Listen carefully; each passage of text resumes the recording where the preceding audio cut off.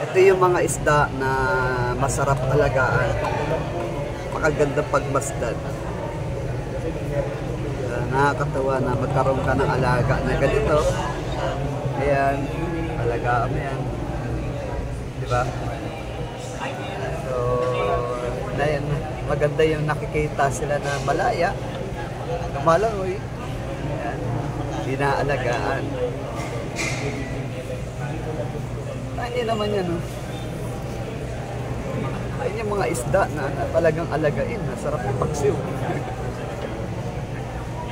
Ito yung sayata. Ito mo ang tilapia yata. Po, pangat sa kamatis. Ito naman ay pinirito. O kaya pwede sa arsyado. Sa masarap alagaan yung mga yan. Pag wala kang ulam, mamimigit ka na lang.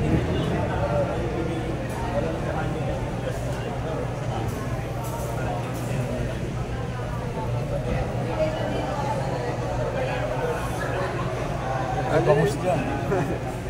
Nahanap ko yung pwede ipaksiw dito eh.